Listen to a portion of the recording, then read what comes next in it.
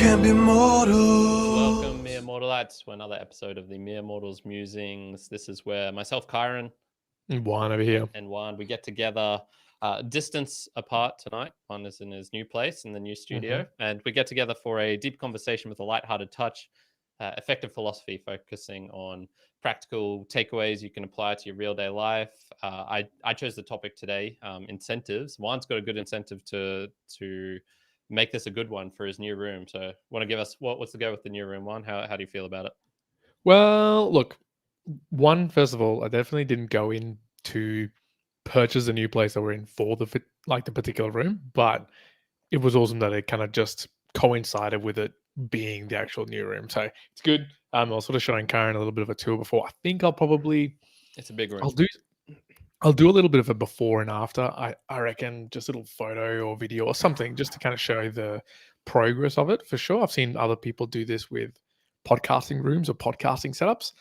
I'm not promising anything fantastic or crazy. Like I'm not going to go insane with it. However, for those who check out podcasts, things like Chris Williamson's podcast where he's got a lot of overhead soft boxes. If you ever see like a wider shots, I'm planning to build a soft box basically on the roof here. So it'll be like a nice like down light for the entirety of the video shots. Anyways, there's plenty of incentives for me to actually both build out this particular room for a few users, and one of them being podcasting in general. All right, looking forward to it. We'll have to do an episode from there at some time. Sounds fun. I have to see the place first though. So today's topic, incentives. So I was one who came up with this, and it was basically because I had some fun interactions at a recent Bitcoin only event, and then also at a Cardano event, which was 2 days after it.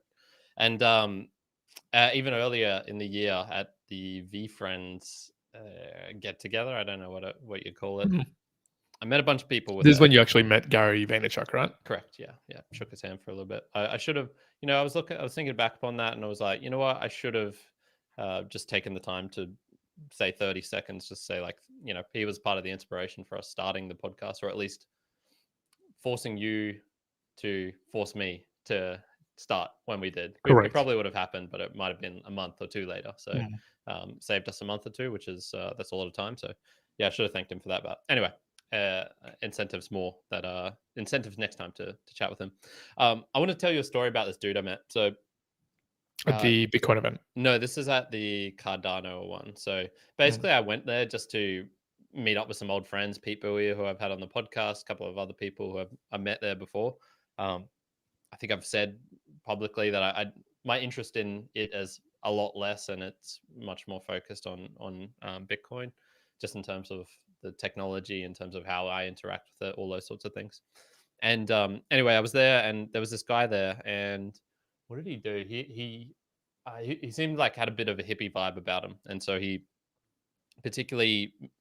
mentioned, I think it was economics around communes.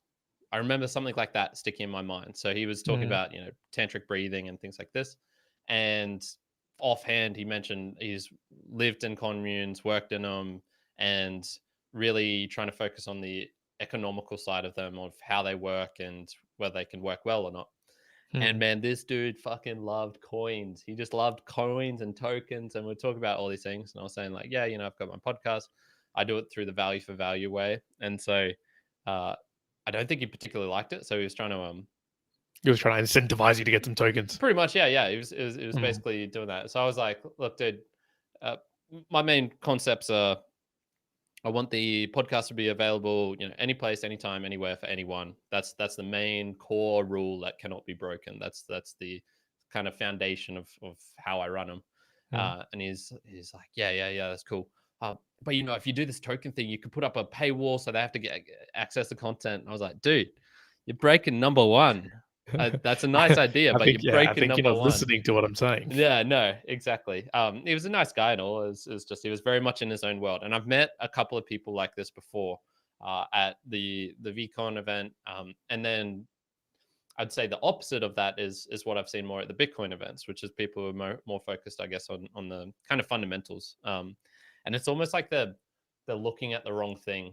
Have you seen those trees where it was in Japan, in some places where they don't have that much space, or the ground or the nutrients or something is not amenable to doing mass cuttings, mass deforestation, and then replanting. And so they have these almost bonsai looking trees, proper sized trees that come out, and then through grafting they have actual bamboo or other type trees growing off of them.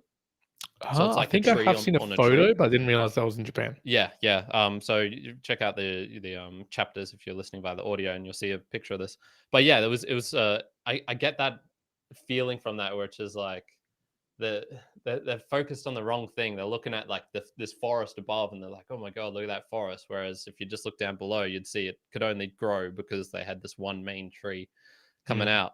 And so yeah, I just wanted to, I suppose, start it off with maybe talking about economic incentives, behavioral incentives, and then after the Boostagram Lounge, getting into the how we want to incentivize people for our podcast to do things that we want them to do, and what we actually want, and then how to go about getting that. So And when when you're saying the economic incentives and the behavioral incentives, you're talking around very specifically us as podcasters and how we do that, or no, just no, in general with the just in general general. communities? Yeah, yeah, just in general, I suppose, because I've also been listening to a lot of these Bitcoin podcasts over this last year, Hmm.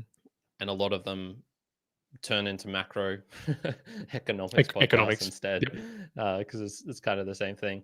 Yeah, so that was my reason for starting off there. So did you have anything in particular you wanted to talk about, or should I I got 0 notes, so Zero notes, my okay. plan today was to I got lucky. I took my notes yesterday. If I'd planned to take them today, I would have been screwed. So yeah. At I've the moment, got a whole look, bunch. I must be absolutely frank and honest with you, folks. My incentives and my alignments to the ability to find time. In fact, I was working on some other work, probably 12 minutes before I'm talking right now Nice. on something else that's due tonight. So Yeah. yeah, there's All some right, madness going on in our lives we'll at the keep moment. this a speedy one then. All right. So one of the things I've really taken from condensing a year's worth of macroeconomic incentives down Hmm. is human behavior cannot be predicted, and human behavior is what drives economics. That's pretty much all I've taken Mhm. away And you've from said this. all You of said these this things. before, actually, in other areas. And I remember kind of challenging you on that. I remember that you said like the consensus of you can't really predict humans, even though it is a case of kind of predictive. And I was saying, oh well, in some forms, I think you definitely can predict them, or you can average them, which I think I'll still hold true. Mm.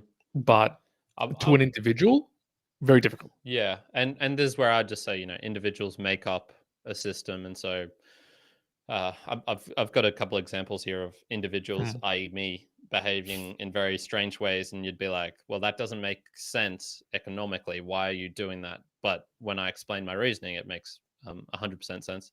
But yeah, it was. So I could be swayed, I suppose, with that. I'd probably need to see. What would it be? It would need to be how it averages out. So how crazy, unpredictable behavior, if you take it up to another Mm. level, you can predict it to really, really good levels. And this is where things like the black swan influence my thinking a lot, which is, just because I just don't think humans are that good at probabilities, and we get Yeah, wrecked and every look, now and then. correct me if I'm going off the beaten path of where I think you want to take this one. But when you were saying about economic incentives and behavioral incentives, one aspect that I started thinking through was, look, at its very core, I'm going to talk like at an individual, like you, me, any other mere mortalite listening to this. Hmm. At its core, at an individual level, it is more so at their desires than anything else. AKA, I think it's more behavioral. So the economic incentive might be the one that actually incentivizes someone to do something because it hits like a core desire, but it might not it also might not do that. And I think so it falls much more on the behavioral incentive than it does the economic incentive as a just general rule. So like as an example, yes, I've done everybody I think can name things they've done that are not economically to the best of the like the rational thing to do. Case in point, this place that I bought, Mate, it was probably a very terrible decision if I need to like maximize the amount of cash that I have, or my flexibility to do things. Like long Probably not the right or things. like long-term finances, maybe something like that. But the incentives around behaviorally, from behavior, aka raising a family, having solid roots, having like a dependable place that I can build on, those are, if you look at them from an economic incentives perspective, it isn't like not tangible. It's not rational. Like it is seen through that lens as emotionally charged. But under the behavioral side of things, then it changes. It's all like, okay, well, now that makes sense. And so I think at individual, if you were to look at anything, if it's a system and the system goes down to like N of one or N of two, it's going to be largely the behavioral incentives that's going to change people, shift people. So obviously, what I mean by that is, if a company, so let's just say us as a mere mortals, and I'm talking about you, a mere mortal out there, or if I'm a company, a bank, and I'm targeting, little old lady, 65-year-old who lives down in New Farm, knowing exactly what the desires and the heart, what moves them, it's going to be the incentive that you want to play to get whatever it is. Cool. But then I would posit that in a system, in a large enough quantity, so this is, we're talking banks and everything, or one of their customers, then there's probably more of an alignment on economic incentives in the more like broader population that then would come at more of a play. I think you get more influence or more benefits, or better thinking out of economic incentives that are more broader view. Yeah. Look, I think they're powerful. If you go up to someone and you say, I'll give you $100 if you do this thing, and it's a relatively minor thing, that's a powerful incentive. No, I'm not going to argue against that. I Mm. suppose it's more. It doesn't feel like that when it comes to the way. How would I say it? Maybe people think about how the world works in general. I think they think that money makes a more of a difference than it actually does. So, the reason this person is acting like this is because they're not earning enough, or the reason that this person is acting like this is because they earn too much, or things like that. It's just a real focus on the money, whereas I think the behavior sort of stuff is the more important thing. Once again, missing the trees for the other tree. Great analogy there. The more core foundational tree. Correct. Yeah, I think if you look at the higher level and you're like, oh, these people are doing this because they have spare cash flow. I somewhat described this to one of the core things you'll learn about inflation through just whatever education system you go through. It's that inflation is driven by wages. There's people, if they earn more, if more people are earning more, then they drive up the prices of foods and baskets of goods and things like that. And so therefore, if you want to make inflation lower, you actually want you want a higher rate of joblessness. I don't know, higher unemployment rate, which I think is the fucking stupidest thing out. None of that makes, even if it doesn't make sense to me. And I think it's just almost an evil type of mentality to have, like, oh, inflation's going high, let's try and make more people jobless. That'll solve it. I don't know. Anyway, so this gets onto the behavioral stuff. So why would someone give up free money? What do you think are a reason that someone would give up an obvious easy win of I could, and in this case it would be, I could spend $100 and then receive 125 of equivalent dollars or goods almost immediately. Why would someone not take that opportunity? Yeah, and look, I think there's ton load. I'll name a few that I think maybe wouldn't come to mind straight away for most people. One can be just the like the sect or the group that you're in, right? You might be, let's say labor or liberal, or you could be, in the group of, hey, I support this, I support whatever this particular country. And if someone says to you, hey, I'm going to give you 100, I don't know, insert whatever currency of a country that you hate or your group hates, you might not take it, even though it's just free money. So your grouping or your social ecosystem might actually prevent that. So the behavioral incentives actually overwhelm the financial incentives in that regard. Um, Yeah, that'd be one off the Okay. top of my head. My answer was literally anything and everything. I think you could find a reason to not do that. To wind that back, I probably should have said $50 and $70 instead of 100 and 150, because my example here of myself acting in this way, where it's like a given easy win, was with the Fountain promotions. So Fountain, the podcasting app Yes. we recommend a lot. They had this thing where it was like the baller booster of the week would get a $50 bit refill voucher. And I looked this up, and you can trade that for an equivalent card here for a gift card to, just a shopping, a Woolworths, the Coles, something like that. So for a laugh, I tried this out once, and I sent in a baller boost. I don't normally send in really big boost amount unless it's something special, but this time I did. And I sent it for basically the exact same amount as it equaled out, because it was $50 USD, which was about 70 Australian at the time. So I sent in a boost the equivalent of 70 Australian at the time. So basically, like, I boost someone in, $70 goes over there. At the end of the week, I won the baller boost, so I got a $70 gift voucher. I used that for shopping. Bam, like I was going to spend that 70 anyway. So perfectly round system. So look, there's a couple things in there with regards to, I'm just assuming this is just an average person seeing an equivalent opportunity in something they know about. Obviously, finding out about Fountain, knowing how podcasting 2.0 works, all that sort of stuff. But I already had all that in place. So it was literally an easy economic decision for me. I send money there, I get money back with tiny minimal risk. So I guess you could say, okay, some of the incentives for not doing that would be, it is still a little bit of extra work. I had to, send this stuff in and then get it back. There was a tiny bit of risk that I wouldn't be the one at the end of the week to do it, but I sent it basically right before the cutoff date. So I was, really just to assure it, just to make sure you're not going to be like wasting exactly. Those were, what you would probably predict are the two main reasons. So I did that once. I was like, sweet, this actually works.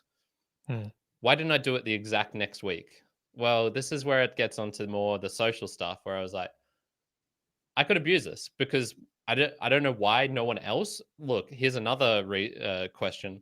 Why did no one else do this simple math and go, I can do this basically anywhere in the world? So maybe I'm assuming, because the vouchers worked here in Australia really well, I'm assuming they worked elsewhere in the world really well, where you could do an equivalent sort of thing. No one was doing it, man. There was times where you could send in a boost for 50 Australian dollars and get 70 back in return. You were actually making money. Why was no one doing this? And I think part of the reason, at least for me, was I did it once, and then the next week I was like, I don't want to look like I'm extorting the system. And we've talked about this before. Why don't we boost in our own show? We'd basically get all the money straight back, plus all of the kickoff that happens when you are on the front page of Fountain for a baller boost and things like that. Check out the Adam Curry episode. Absolutely rocketed up in terms of our numbers, and that was because people were boosting big on Fountain. And yeah, so I was just going, okay, well, this is this weird social thing where I'm behaving in a non-optimal economic manner for people I've never even met. I've never met Oscar in person. I've never met any one of these imaginary people who I would be, perhaps stepping on toes, or perhaps not fulfilling, because I imagine, Bit Refill's doing this so that they can get their name in front of tons of people. Whereas if it's just me every week spamming and getting gift vouchers to just buy groceries, it's probably not what they wanted, probably not what Founded wanted. No, probably not what the ecosystem. But again, it comes down to what I sort of said earlier. As an individual, it's very much the desires aspect, because if you had shared with us, but your desire to make those $10 extra, or you could really quite consistently make $25, and that's what you needed to like survive for whatever reason, fucking you would have done it. Yeah, exactly. Or you would have done something else that forced it.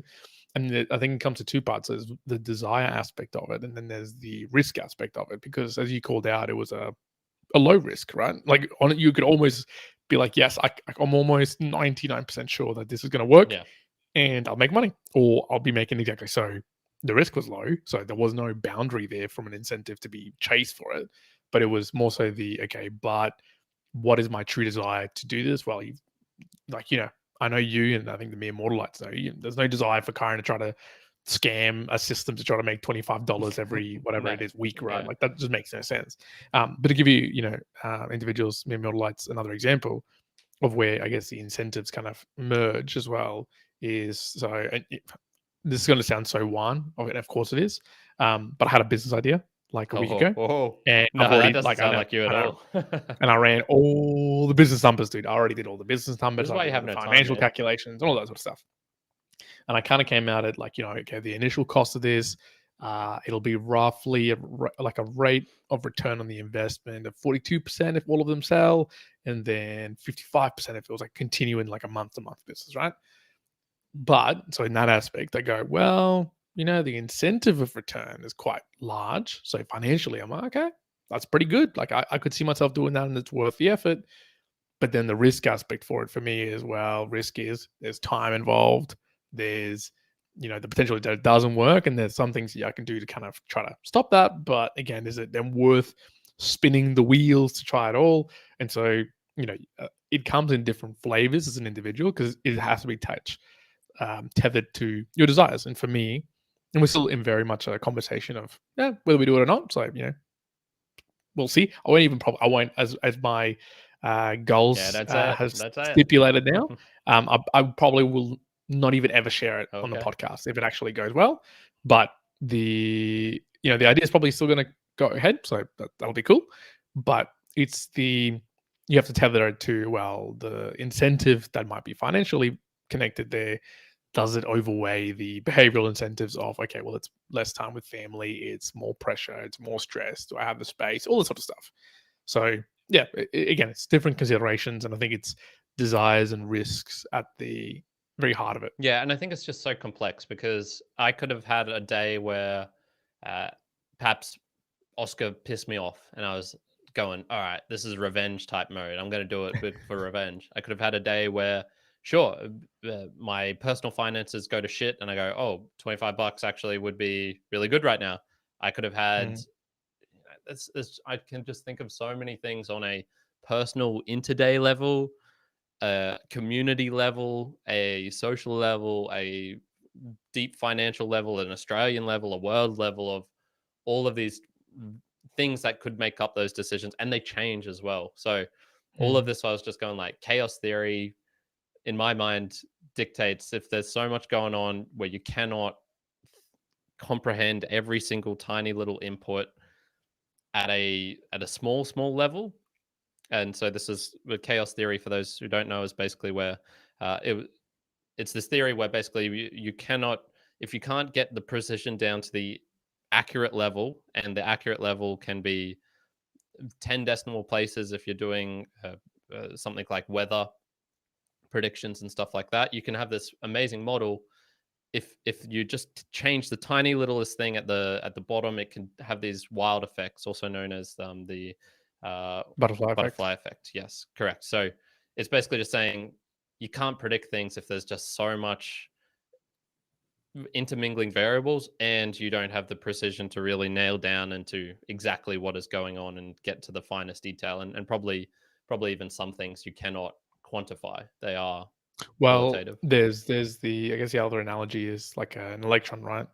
You can kind of, I think it's I can't remember if it's exactly this, but you can know its position or you can know its velocity very correctly, but you can't know both of them very precisely. And it might be the case with something like a behavioral incentive and a financial incentive that if you get really, or if the sliding rule is more towards, say, the behavioral incentive, you can't really, you can't say what the financial incentive that it would take for you to do that, right? Like, let's take an extreme example. Let's just say you have a dog or a cat or an animal, right? And your incentive is to keep it alive. Someone said, hey, I'll give you $10 million to kill it. I'll give you $15 million to give it away. I'll give you $50 million. Like, it just gets, not so much that it gets blurry, but it's so like, you can't put a precision on it. Like, how could you do that? You're so far in the level of behavioral incentive that the financial one just doesn't even come into the picture. It's just meaningless. Like, you might as well just be talking in another language at that point. Yeah, I'd really love to hear well, I wouldn't love to hear this, but it'd be fascinating, of a real life Squid Games type thing where people were saying, and I'm look, probably one of these versions is the bum fights, if you remember those old videos Mm. from YouTube, where yeah, they were basically getting bums to fight by offering them. I'm pretty sure it was, the hundreds of dollars sort of range, not much money. So Well, yeah, you let's can get just some think, people to do some and crazy stuff. here's an interesting one. So if a real life is it Squid Games? Squid Games was the one where Yeah. they were all If it desperate was a people. real Yeah, life Squid Games, right? So imagine you put yourself and Mere Mortalites. Think this through. Close your I'm eyes. winning You're, it. you're standing there in the face game. You've been put into it. No matter what, yeah, you don't have a choice. And the incentive is, let's just go. The incentive is if you win out of the 500 or whatever people it is, you get $100 million, and everyone you care for gets $100 million. Let's just say that. Or the incentive is, if you win, we don't kill you, but just you, right? If I was to say that, what's a more stronger incentive? Yeah, I'd really like to not die. So, I mean, stronger. I'm trying to think of what situation of those two. Let's say I had a full year to prepare. Which of the two would make me do more work in terms of like preparation of studying things, or Mm. say it was a test or something like that. Because on one hand, Yeah, one of them is like, it's a very direct individual one.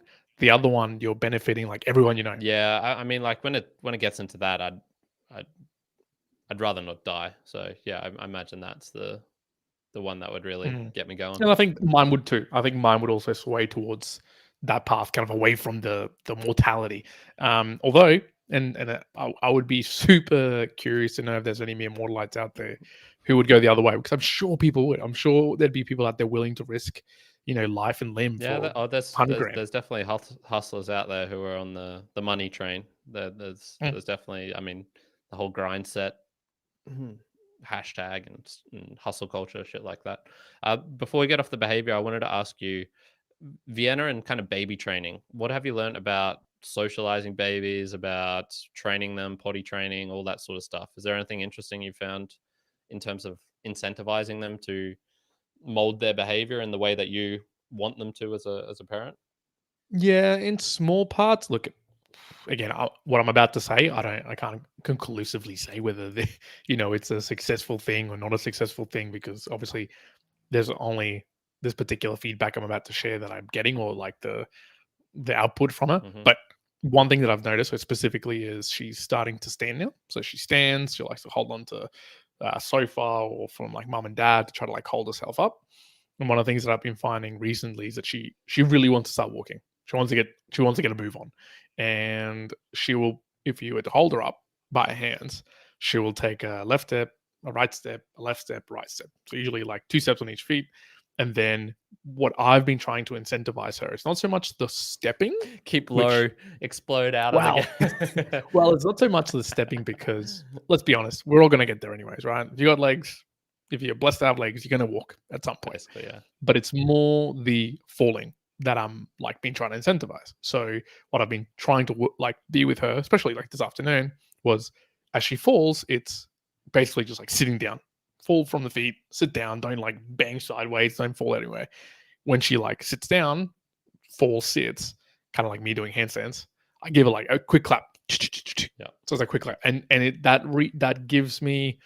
So for me, what I'm trying to build is like, oh, claps like a good thing, and I'll make like not nice noises and whatnot, and she will react by laughing, and then I'll tickle her, and she'll laugh even more, and then we'll do it again, and we do it for repetitively, like 20 times, 30 times, and she'll get that similar reaction, and she'll want to do it more, to the point, and I don't know if this is good or not, but by the 10th time, the 15th time, she'll not take 4 steps, she'll only do 2 steps, and then just fall on her bum. She's not even So, true. and then she'll Yeah, want to clap. Yeah. So, in that way, I can see that the incentive of maybe, the reward is, hey, I'm being like energetic and clapping, and maybe that's attributed to being a fun thing, a good thing. yeah. And you can see that directly. And that's a perfect lead on into that. Incentives you have to be really careful with, because I think it's really, really hard to nail down and make sure that whoever you're trying to incentivize, or whatever, I guess you could do it with AIs and machines and stuff, is that it's actually what you want. In this case, you want her walking, you don't want her falling, but she could take that praise and just think like, oh, I get praise when I fall on my bum.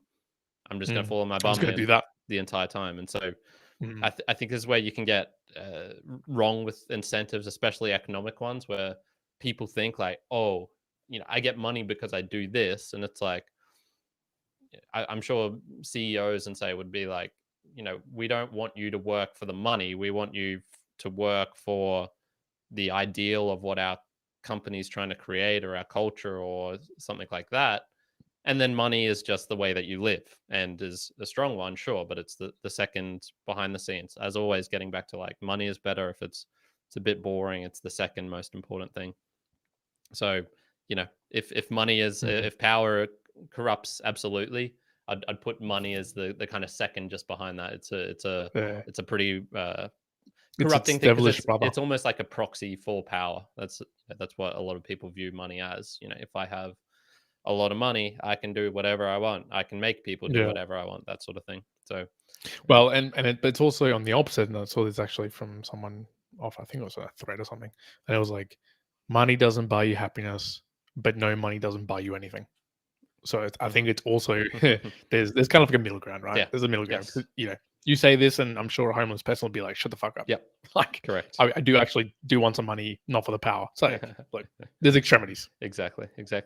Let's jump into the Boostagram Lounge, and then I also, perhaps while I'm speaking at the end of it, or right at the start, you can have a think about what exactly we want to incentivize.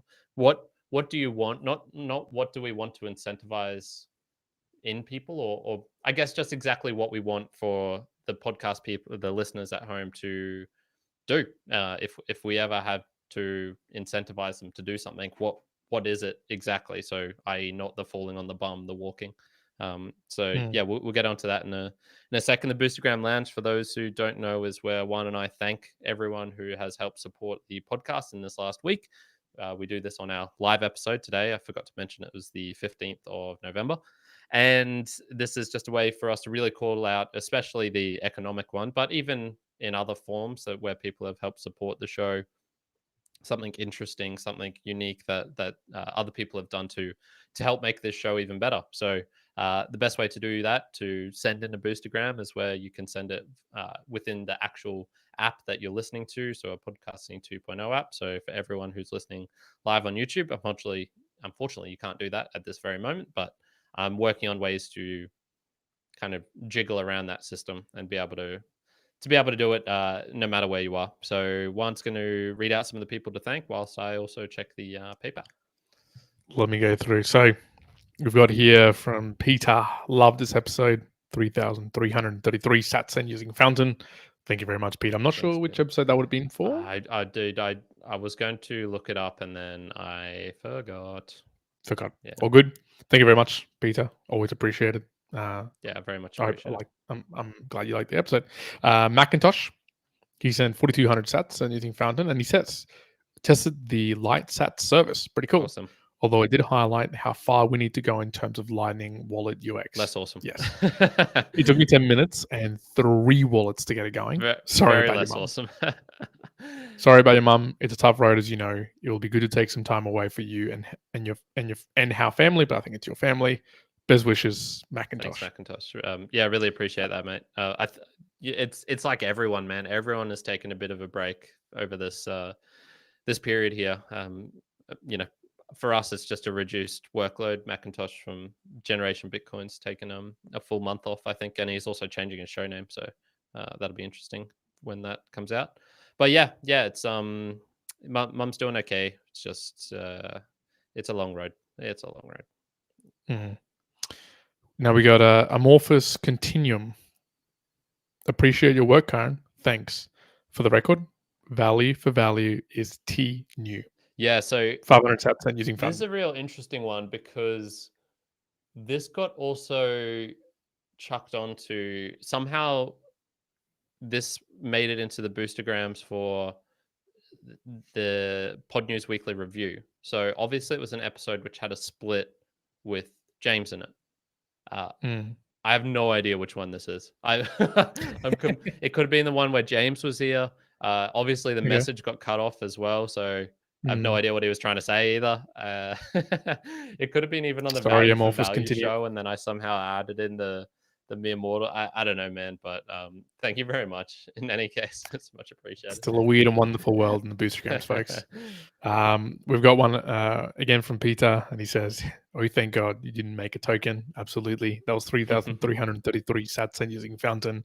Yeah, I'm glad. I mean, if you had said that, I'd be like, Karen, what the hell's going on?"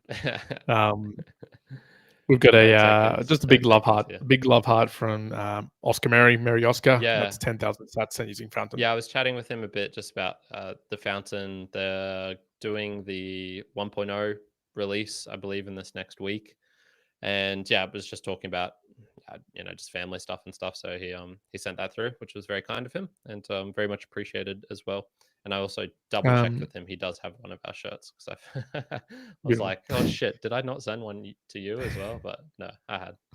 So and then we got one in here, blast from the past that Karen pulled out. Worth calling out that some messages are going to get lost in the sands of time, and there was one from Lee MF boosting in the 3-speak feed, and then I was like, I think it was 5,000. Yeah, was the full boost, and it's a long one. I won't even read it, but it was a bit of a blast from the past to see some from that was in July 16, 2022. Yeah, so I have this past week, just with some of this free time, I've been going through some old accounts. I was helping Cole out from America Plus because he wants to put his video that he's creating as a podcast.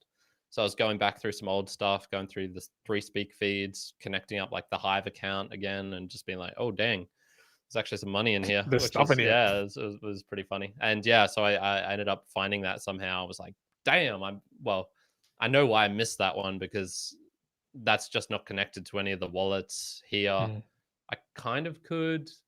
Yeah, if you feel like checking out any of the video stuff I've done, I've got it in 2 places where it's just our clips that I've made into an actual podcast with an RSS feed and stuff. So one is No Agenda Tube. So if you type in just Mere Mortals with a space in between, it'll have the old logo, the black one.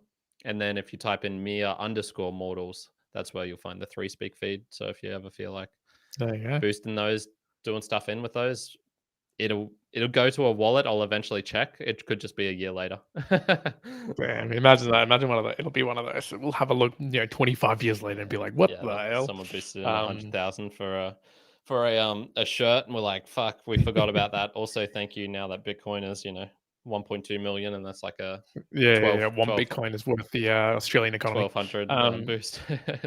Damn, I appreciate it. Yes, that's the Boostagrams for this week. Yeah, was there another thing thank I you very much posted for in the there support as well? There was I thought I posted another little thing in that Discord. I think the only other one that you posted, it wasn't a boost, but it was just that it was cool to see artists also tuning in. Yeah. So that was just from Sarah Jade. Sarah Jade, that's it. Yeah, so she was tuning into the episode I did with Adam Curry, and that wasn't a boost per se. It was a 10 sat boost, I guess. So technically, yeah. But anyway, the Value for Value music's really kicking off as well. Nothing on the PayPal. Just a reminder, there's a show note in the show notes if you want to be incentivizing. You'll have my heart. I'm just saying. So very much appreciated everyone for boosting in for that. It really does make a big difference to us in the show. If you check out the old what's the monthly goals, you can see all of our stats on how we went. And yeah, honestly, it like really surprised me this last month of just being like, oh shit, we're actually we're getting much closer to that goal of kind of being more than self-sustaining and getting towards sustaining you could sustain a month worth of car and expenses about at this stage. So that's not nothing. It's getting good. Okay. It's getting good. Yeah. A month where I like don't have car regos due and things like that. It's just a month where you're doing just like 1 month of no eating. Mode, yeah, basically. Yeah, awesome. So thank you everyone for that. Much appreciated. We'll talk more about this in the Value for Value section at the end. So one, for what we want for the podcast, what we want people to do to take away from everything that we're doing. This isn't necessarily Mm. monetary; it's just everything. What would you be wanting from the audience at home? So You know, could be emotions, could be yeah. Look, I'm playing it over in my mind when you asked it, and because realistically, like one of my first thoughts was, maybe you it's don't even value want return. anything. Yeah. Mm, Well, and this is the thing. One of them was like, okay, well, it's value return to the value I give. That's the broad concept, and obviously it is value for value. And I think that's probably right. It isn't tied to, uh, you've probably heard us talk about this before. Where value it can be treasure, it can be time, it can be talent, mhm. and it is truly a broad spectrum of that. I think that what I do want to incentivize people is to return value to us in the same way that we're providing value, and that it is truly across those domains of treasure. Absolutely. Like I want to incentivize people to support us to the point that this is a self-sufficient podcast that can run. Again, I'm going to be putting an investment into the area that I live in to host a setup for it, but it's not going to be just that. It's going to be also obviously more space for more things than that. But anything that goes towards that obviously supports it. That's one aspect of it. The time and the talent. Look, I'll just join them together and say, me putting together things out and sharing value where I'm either hoping to meet new people, which I'm starting to see that happen more and more, where I'm asking questions and want to get some answers, where it might save me some time or might help me, formulate my own ideas, which I think has always been the case. That is also an aspect of the podcast of people of Mere Mortalites that I want to get that value back from. Yeah. Okay. So for me, it's one of those ones where it's like, because we do it first, I'm kind of almost ambivalent about what someone actually gets from this show, because I've got my own thoughts of, there's a show about fitness or something, and then they're like, no, there's a self development podcast. What are you talking about, Karen? It's like, well, okay, it is for you. Mm. It's not necessarily for me, but it is for you. And this is where I go, I've heard so many funny examples of people's listening behavior. Have you heard of a hate listen before? I hate Yeah. listen. So it's I can imagine what it would be. yeah, so it's basically you listen to the show because you hate it. It makes you angry, but you Mm. kind of get some value from that, and maybe It's it, kind of like watching trashy TV. yeah, or watching. Uh, I went through a phase of trying to kind of figure out why Bitcoin is a scam, or why it's all going to fall to shit, or why I'm just absolutely insane for doing this. And I watched tons of things which were shite, but it was for the purpose of trying to understand what other people were saying about it and seeing how much rationality is behind this versus uh, people who just want to shit on something because they have no idea about it. It's new, it's Mm. scary, whatever. So I think there's tons of reasons you can listen to something. So I don't necessarily have a want to force what I think people should be getting from our show from that, which it can kind of sound like a cop out of, oh, I'm just going to do things then, and then people will find the value. So Mm. it's not that I do want to make the show better for sure, but I don't necessarily know what they want. Some of the things I would love for someone to feel amazing for listening to it, to maybe help find some specialized knowledge that you and I have about a particular thing, to have an aha moment where it's just a completely new thought has entered their brain, uh, make some friends with us or with other mere mortalites at home, wherever, whatever. That's the kind of general. I'd rather it be a positive thing for sure. I don't want to be what's Building a death cult. yeah, something like that, or just those shows where people get angry from tuning in. I think kind of Jordan Peterson actually has a little bit of this going on nowadays, from what I can tell. Just I would agree with that. I think one other aspect I think that connects it to some of the value for value, but then disconnects it in other ways is from the beginning. I think there's always been some thoughts on, hey, I want the mere mortalites, people who listen to the mere mortals, to have some sort of connection, whether that be by just extension of listening to the podcast or the community that's built around. If you listen to the podcast in some way, shape, or form, there's probably some bits and pieces that you're gonna have in sharing in unison with other listeners as well. Now, sometimes when you're listening to us talk through some boostergrams, you might be like, hey, oh shit, I thought that, or maybe I didn't think that. And I think there can be some beauty in the community. We're obviously doing that through Discord. There's other ways that you can obviously connect with us. Yes, at this moment in time, we kind of like the centerpiece, like you're coming to us and asking questions, or we're like interacting with you. I could see as well in the future, as it increases and broadens in scope, it might not just be us, right? It's a community. There's other people in the space who are other mere mortals, and so you're going to have similar conversations with others as well, in the people who are listening to us, and vice versa. Which is what you see on shows like No Agenda or with Jupiter Broadcasting. They've very much escaped beyond the bounds of just Adam Curry, John C. Dvorak, or from Chris Fisher, and it's now okay. No, we're Linux people who enjoy catching up. We're freedom-loving people who love catching up. We're conspiracy theorists, skeptics, whatever you want to call them, who have found their group and a niche and a common thing to bond upon. So yeah, 100% on that as well. And I was going to say, look, and in terms of like, we're saying this is what we're incentivizing people to do, and then there's lots of that. But make no mistake about it, there's very much personal incentive for us to do it, right? Obviously, monetarily it helps, but you called us out in a few podcasts now. I think it was the last one that previously you might have been someone who was either shy or hesitant for the conversation. Now you're becoming more of a storyteller. You want to tell the story. You want to overshare, and part of us doing the podcast, I think, is that there's an incentive for both of us that allows us to speak our mind, speak in a topic. We do prepare sometimes. I sometimes don't. Hardly often I don't, but it allows me to think through my own thoughts, put it into at least more,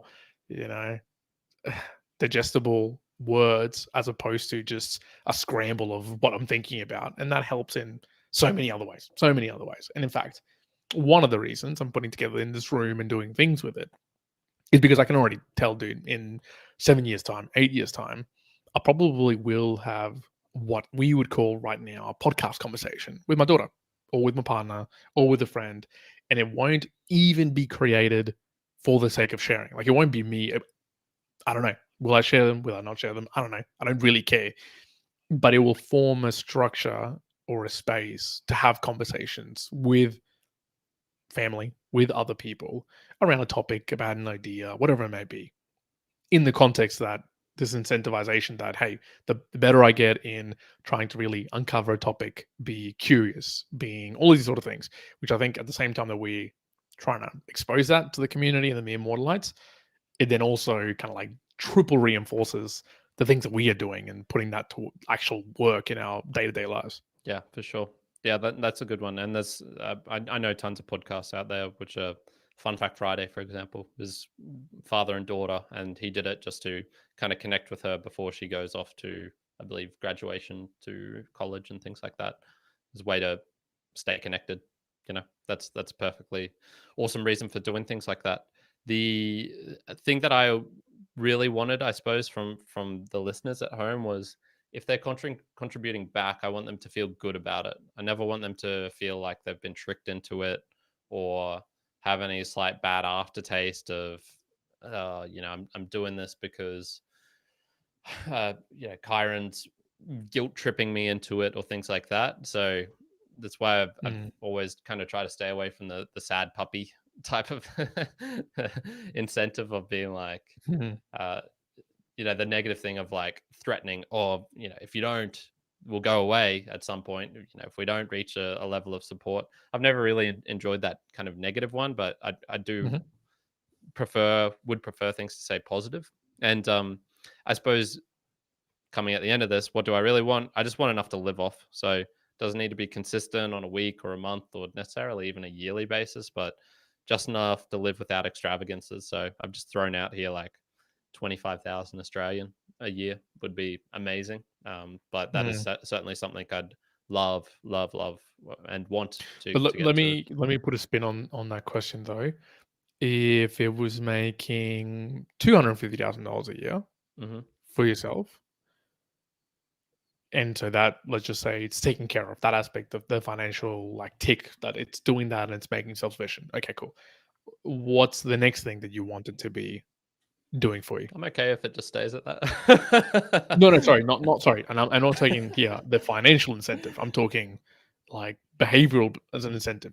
Do you then want it to fulfill you in other ways? I don't need to take over the world, man. I don't need everyone. I don't need a listener in every single country. I don't need Well, hold on. Let me put it into an example. it doesn't need You're to missing. necessarily get bigger than that. No, I guess I was kind of going not so much the bigness or the stats. I'm not talking about that, because it could be you're making that much money, but it's one person giving you all the money. There's one rich Peter. billionaire out there who like loves car and is like, I'm going to give you all my money. Peter. But it could be, what I'm saying is, if you go to a point where it goes, hey, it's beyond how much money we ever wanted from it. Okay, awesome. Yeah. I would still personally want it to be satisfying my desires and needs, which would be around, again, as I've just called out, I would want it to be building a community. Honestly, if it got to $250,000, $500,000, and this might be hard to understand maybe from my point, but if it was building a bad community, or just getting really shitty individuals, man, I'd be like, cool, that's it. That's where it ends. It wouldn't be worth it for me at that point. Yes, yeah, to continue that. 100%. Yeah, agreed. I think these things go hand in hand. So if you ever got to that level, that's kind of you're probably, I don't know, maybe you stumble upon a topic where people need to know more. You have a specialized knowledge, and you can kind of leverage that. I wouldn't want to do that. I would feel bad about doing that. So yes, agreed. It, like I said, people need to feel good about having contributed to the show. And Adam has this thing all the time where people are messaging him saying like, sorry, man, like I couldn't contribute this week or this month. Times have been real tough. And he's just like, dude, that's the right thing to do. Do not give money that you don't have. You can't, if you're feeling bad about contributing, don't do it. Like that's a dumbass thing to do. It's a dumb deal. So yeah, very much agree with that for sure. Yeah. But I think attached to one key part of the incentive to doing the podcast, and obviously hopefully this is valuable to people out there, is that we can truly speak our mind on the things that we want to do, both on the front that we're not beholden to a giant corporation that's telling us that we have to say this, advertise for this, talk about this in particular, but also we can talk about any damn thing we want, and very little repercussion of getting it, completely removed, banned, or whatever it may be. Not that we talk about inflammatory subjects. You don't hear us talking about like whether COVID was real or not. Was it China? It wasn't. Did ivermectin actually should have been worked? And saying all these things maybe gets us, thrown off for a YouTube video. We don't care. We honestly do not care, because none of us is a key source of where the money is made for the podcast, nor what the supporters are. But you're also not listening to us for that. I could see it accidentally happening. There's definitely some things where I'd get angry about, or angry is not the right word, where I'd be stubborn enough to say something that is completely contrary. I could see that happening for sure.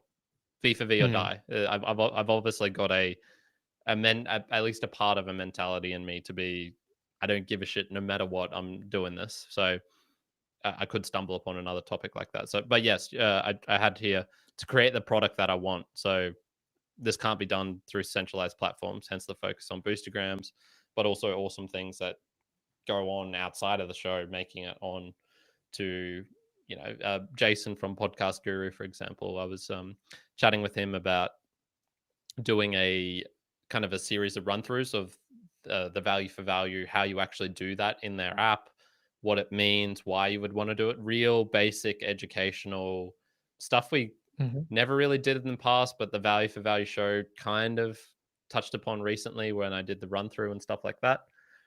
And in return for that, he offered like, oh yeah, I could pay you. And I was like, no, I don't want any money, man. And then he was like, oh, I could put you on the front page of Podcast Guru. I was like, okay, yeah, I would be interested in that. That's a good incentive. And I messaged him recently, just like with all my mum stuff. I said like, dude, I might be a little bit, I might have to just put that off a month or two. and he was like, no, that's cool. But he's still chucked us on there as of today, I believe. So we'll That's see awesome. what happens with that. But like that sort of generosity, he didn't need to do that. It's still with the I was saying, like, dude, I'll pay for this. I do intend to do the videos, but life happens and stuff like that. And he was like, no, it's cool. So that's sort of just like offhand generosity and stuff. That's the sort of thing I'm craving for. Without it being like I crave generosity. It's just really, really nice. But those are the sort of people I want to. I know. I get what you're saying. Okay, so all right, we've talked about what we want. There's, I guess, the meat and potatoes, because this is getting to some stuff we've hinted at the past, but never really fully utilized. And there's something I have been doing recently, which McIntosh alluded to, which was the sats and sending them back. So how do we want to encourage all those sorts of things from our support? Like, how do we want to incentivize people to do all of those things that we were talking about just then? And have you got any thoughts on that? Because I got a couple. My one is just an easy one, which I would just say it's make it simple. Yes, we're operating in the space. There's some things we can do about this, some things that we can't, but the easier we can make for that barrier of people supporting us, if we lower it as much as possible for the modes that we want them to, I think that's a key thing, right? That's a very, very key thing in terms of someone out there might want to do it. And we've seen people in the past wanting to support us, but it's okay, what have I got to do? What are the steps? I've got to say, hey, this stuff's up. You go get there's wallets that we've been giving up, but you got to use 3 of them. Like, man, you got to be dedicated to be wanting to give them through. And McIntosh knows what he's doing as well, so it's so not necessarily the easier, the easier that we make it, the better it is. Yeah. Okay. So my 3 things that I was looking at was, number 1 was really just perfecting the ask in terms of, like you said, make it easy for people to contribute back. And there's so many ways that they can do it, but we really need to this is where I think experimentation comes in, because we could be super honed and focused and be like, do this one thing, only boostergrams. That's the only thing we want. But then we'd miss out on all of the other things they could do, like Petar helping me with a timesheet and this that helps with the chapter markers. Jason from Podcast Guru, he wouldn't know necessarily offhand that, sure, I'd love to be on the front page. That's awesome. So there's all sorts of things where it's like, do we want to hone in exactly what we want? Do we want to, shotgun spray all sorts of ideas that could go out and maybe it'll just latch on to someone? Do we want to put it in a list priority of, okay, if you do this one, go do this one. If you've done that one, if you want to tick them all off, you want to checkbox. So I think the ask though is so crucial, and you've mentioned this before. So, that's certainly one thing I personally want to be working on, and how to encourage it. Well, how do you encourage behavior? Well, just let people know what you want. I think that's probably one of the biggest ones. The other thing I can really control is the making it a better product and creation. So this, I think, needs to remain the core focus. Value for value. We do our value first. So just some things in particular for this would be being able to get this show live with on the audio apps, so not just on YouTube, and perhaps doing a bit of prep beforehand, better prep between the 2 of us maybe, so we're really coordinated on what to talk about. And then conversations, once again, just continuing those, and then the book reviews and the value for value show, they're pretty good. I'm pretty happy with the quality and what I'm doing with those, so I just need to do more of them with those ones. And then the last one here was just, I suppose this is stuff we've disagreed upon in the past, which is small trinkets or quality or the gamification stuff. Or so you talked about, if someone gets to 1 million sats, we send them a pair of shoes. I know if it was me, I wouldn't want a pair of shoes. The shoes are more of a personal thing. A white shirt is pretty safe bet. Most people will be like, okay, it's a white shirt and I can tie dye it, or I can cut it off in the sleeves and make it a singlet, or whatever the other people at home have done to their shirts. So for me, just personally, I was like, I could see the no agenda night of the realm, of the no agenda night of the round table, that sort of stuff. I could get on board with it. I just don't know if it's something that we should force, because that all came from their own community creating stuff Mm. like that. And so even for the million sats, I reached out to Dave recently and just said like, hey, is there anything that you would particularly like us to do? Once again, getting Mm. towards the ask, what would actually be really valuable for you, Dave? And then we think of some things maybe outside of that if he doesn't have anything that he wants. I've kind Mhm. of proposed, what would be something special that I could do? Well, I could perhaps get to um, Alabama a, a month earlier than the Bitcoin conference next year, and just do a road trip with him up to Nashville. That's something I could do. I could offer to, you know, pay the gas for that. I don't know how he was going up. It's just one of those things where it's like, Mhm. I could do something really special for him for reaching 1 million sats, which we did for Peter as well. We organized like a Mhm. one-on-one chat with him. You took time out of your day. I did as well. Got to know more about him as a person, what he's about, and I feel for those big ones, it should just be like a special thing and personalized, and not just a pair of shoes. Yeah, well, and I agree. I think with all of that, yes, gamification falls into play with it. I think personalization is a big one, right? With its, of course, it's kind of community. It's making it closer, and it is I guess, for someone who's listening to us right now or in the future, it's one of those where like, well, damn, I get to connect very directly, very personally. We can talk about whatever it may be, and look, let's not get us mistaken, right? We're no superheroes. We're also not the seekers of ultimate truth, and we know everything, right? We're called Mere Mortals. That's for a reason. That's designed that way. So you're not going to find something completely new. But I think what we found this with actually we have had some feedback around why people listen to the podcast, and it's because we're pretty true to the point. We talk about real stuff that's happening in us in our world, and what probably equally happens to other people's world as well. And so, maybe having that conversation, like someone out there wanting to have a chat with people who maybe they don't have that around them, right? You can have that very direct conversation. Maybe that's really valuable to them. Mm. So, obviously, yeah, like we can offer that. That's obviously a thing. So, if you're out there and you're like, okay, I'm going to brand new listeners of the podcast here, the Immortals. I like the cut of the jib. Send us 1 million sats. We'll have a direct conversation with you. Oh yeah, Right? oh, We can make that happen. 100%. What do you think about the giving sats back to people? So in this case, I can do it pretty coolly because I can put it as a chapter image and then also a link. So if you're on your phone, you click the link. If you're on desktop, you can, well, either click the link as well or use your phone to do it.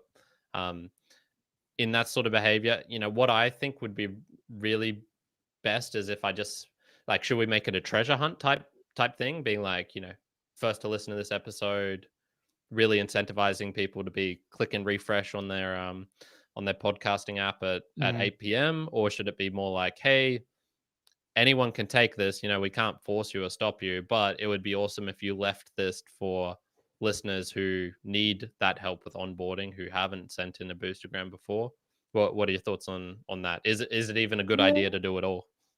Yeah, I mean, look again. Just honestly, Just because experiment, the just try space something. is so new, you're gonna have to try something and see. Like, as you were saying that, I was like, we could do it in some format that me and you talk about it early and say, hey, when we say the word cock punch, and if you boost, at that time, the first one to send a boost around that cock punch, if we're doing it live, right, or Mm. if you're doing it afterwards, the closest to that particular minute or second will blah give you something. So it's incentivizing people to boost, Yeah, yeah, but it's also supporting people. yeah. See, all of those things, I'm like, I'm iffy on. I'm kind of with you and kind of not. So the gamification stuff, I don't know if you can see it on here, just on the corner here, the Sleek podcast. Um, they sent the sticker because I reached a certain level. I think it was 50,000 sats or something. Their podcast, and I think it's dead now. I haven't heard from them in a long time. They There was no real reason that I should have got to that level of support for them. I think it was just because they had they were saying like, oh, there's levels, and then there was me and Peter, and we were kind of like battling out for a little bit for the top spot. I sent in more money than if I'd like really sat down and thought about it. I went, did they actually really deserve it? Like, would that have normally happened if they didn't have the gamification? And no way would I have sent in that much. But I kind of played along with it, and I did feel good about it. So it's kind of one of those ones where they almost tricked me into sending more, but I still felt kind of good about it. So I'm not saying that's necessarily a bad thing. It's just I could see how you can gamify things where it can get to a bad level and people are feeling bad because they kind of got tricked into it. So definitely powerful. I'm not worried about that. The things like you were mentioning with the timestamps and that sort of thing. The only worry I have with that is just sustainability. I just do not know if I have the bandwidth or the desire each week to run the numbers, to do this thing, to and it will, it's good with the again, sats. and I think it also has to be a variety. Like you can't be like can't be the one trick pony, because once you do it once, the secret's shown, right? It's something that's new. And it's like, oh wow, amazing. When you do it again, it's like, okay, we've seen this before. So you also have to kind of get quite crafty and move around the variety of things that you're presenting to people as well. Yeah, there's all sorts of things. So with the giving sats back to people, that's real easy because I can do that and it's already there. It's already a done thing. Once again, this is getting into deeds not words. It's already done before I've said it. Whereas for that sort of thing, it's a retroactive thing, which I then have to go back and figure out and look, we've seen how many times I've missed boosts and I've missed things. I don't want anyone ever feeling gypped. And the way to make people not feel gypped is to not promise things like that. But there's all sorts of other cool things.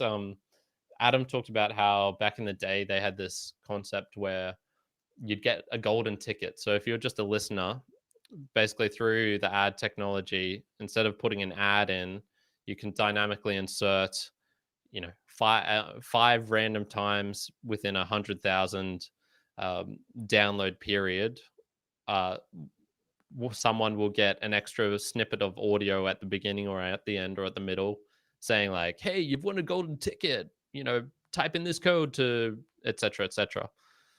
That's something we could easily do. Well, not easily, it's something we could do. It would be a little bit of work still and we fuck up a bunch of things, but once again, that's kind of like, okay, we could do that. And so instead of it being a 2,000, it's like, here's a 50,000. Get it while it's hot, sort of deal, because this will go out to 5 other people. A good point. There's all sorts of things. I'm okay with experimenting with them. I just really want to stay away from anything that's kind of Ponzi-nomic like, where it's you send in this amount, you get to the top of this leaderboard, and therefore you'll get a portion of our splits for this next week, and that sort of deal. I'm really okay putting people in for splits of our own of these shows if they contribute something really cool. If they started doing chapter art, if they started doing images for perhaps the book the value for value show for episode art, because I don't do that anymore. That sort of stuff I'd be okay with. But if it's like people are listening to get more money from us in a way, or it's like a financial... if the incentive becomes now it's the money thing, not the listening bit, then I think we're going down the wrong path. Correct.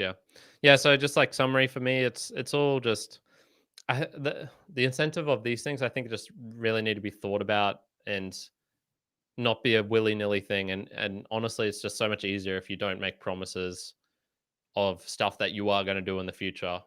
I'm very much more a fan of like, we'll do it now and there'll be an incentive or a bonus, but less so the way off in the future, other than something like the shirts, which is something we've already bought all the shirts, so they're already there. We're literally just waiting for people to claim them. I think it'll be a long process, so it doesn't necessarily need to be anything that needs to be done now or we need to think about in terms of making it better. I think what we've got at the moment is pretty good in terms of support. I mean, in terms of the shows, we're never really at the top of the fountain list, but I think we do pretty good, man, just for our size and for what we've created. And yeah, like even just last month really opened my eyes to being like, oh shit, this is starting to get there. This is starting to get to Mm. a really sustainable level in terms of economics wise, and then of course, just with people reaching, I've received a lot of really kind messages recently. Just wishing me and my mum well, and it's like, yeah, that's it's very heartwarming. So thank you to everyone who did that, obviously, as well. Yeah, so that's kind of just my general sum up of the incentives on a broad scale, and then also how we want to incentivize people to do stuff with this show, interact with us. Yeah, no, absolutely. Look, not much more to add. I've kind of sort of through the session today, but ultimately, once again, I think I'd summarize it as, with all of incentives, regardless how you're looking at it, there's desires, there's risks behind it, and look, this will transition into us kind of talking through about value for value and how you can support us. Mm-hmm. It is a time, talent, treasure that we're seeking from our listeners, from Mere Mortalites. But don't take it for granted that the support that you send through in the form of boostagrams or streaming helps a lot, as you're sort of talking through. But we do really enjoy, and I enjoy seeing it being shared, seeing conversations happening. When I get reached out to, we see this through DMs and other formats where someone will say, "Hey, I checked out this, and it'd be cool to have a conversation." Or we get maybe an email every fortnight, I guess, from somebody out there to review Mostly a a book Wix or to do something else. developer. Or something Same. random like that. So it's and as time goes on, that might become something might stumble upon that. It's like, wow, that was really valuable. Like, I'm so glad we did that episode because I ended up connecting with X or Y or whatever it may be. Yeah, I think so, man. All of that. I think the incentive for me is to obviously give value to people, but there's value in that we're getting returned, and we're seeing it sort of improve and flourish in many ways. Yeah, so for sure. Obviously, you want to keep track on that. Yeah, definitely improving value of this show, improving how we ask for that back, and then just letting things go and just monitoring and making sure we're not attracting the wrong sort of people or the wrong sort of behaviors. And yeah, that's basically it. Hey, one NFT is coming out shortly that you can help contribute to the show. Pair that up No with the NFT. Juan token as well. The Juan token. Man, imagine if we came out like in 2 years' time and we're like, oh yeah, with the Juan token and the Karen token, if you, depending on the one you buy, if you combine those eggs, combine the tokens, you can get the token. Or Steve, can you imagine that? Far out. Peter would steal all our. Peter would make it his like life mission to get all the Bitcoin back that he sent to us. He'd do something along the lines of he'd become like the greater than 50% shareholder, so he'll end up like owning the podcast, some crazy shit like that. No, he would do a 51% attack on the entire Bitcoin network just to steal back our coins. They do it, Peter. Yeah, they do it. It's not worth it. All right, thanks everyone for tuning in. This is the Mere Mortals, and we are a value for value podcast. So we were talking about just incentives. What do we really want to see? Well, boostagrams are the lifeblood of this show. You saw it in the middle there, that they really help us create a better show. I think to add extra content, to interact, to know that people are listening. The worst thing as a podcaster is to put stuff out there and not get any reactions.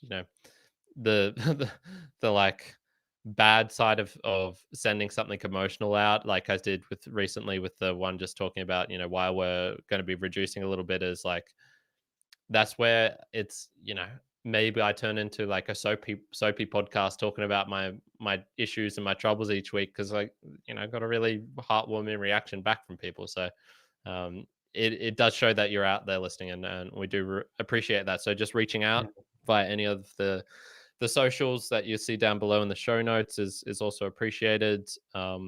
Sharing it with another friend, with a maybe someone who hates it, maybe that is some value to them. So doing that as well. And then of course sending in a boostagram, meremortalspodcast.com/support. You get the A to Z of where the apps are, how you can do it within the apps, how to get some Satoshis through that onboarding mechanism for the first time. You'll find that there as well. So there's no reason to not be able to send in a Boostagram at this stage. It's a lot of You resources, definitely. We're building out a lot of resources there for people. Even if you're on listening, via video, you can still go to that page and send us in some support via those mechanisms. Absolutely. All right, Mere Mortalites, thank you very much for tuning in today.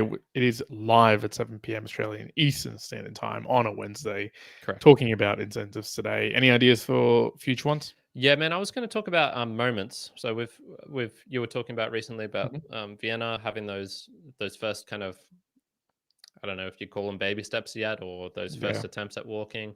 I've had some moments with my family, my mom, even just some friends recently. That's just made me thought about how can you capture those moments? How can you make sure they don't miss you, living in the moment? What do you do when it's like, it could be the last time that you see that family member, or, it could be the last time that she ever crawls and falls on her bum. How do you capture that? Should you be trying to pre-plan that? Just something related to that, I think. Yeah, no, I like that. I like that. That's a good idea. So there you go. Be Immortalized. Stay tuned for that in the following one. Again, Immortal moments. Mere Mortal moments are all triple M's. There's lots of triple M's, folks. If you go back to our Instagram, deep in the Instagram, you'll find when we used to do Mere Mortal moments. I mean, when did we stop doing that? It's probably about episode 166. I think. Yeah, I don't know. But yeah, I think there was also Mere Mortal Monday. The Mere Mortal Mondays. Yeah, that was your thing for a while. Yeah, that was ages ago. Good times. Good times. For those OGs out there. All right, Mere Mortalites, thank you very much for tuning in. Thanks for listening in. For those who are wherever you are in the world, thank you very much. I hope you're well. And for now, one out. Much appreciated. Ciao. Karen out. Go. Bye.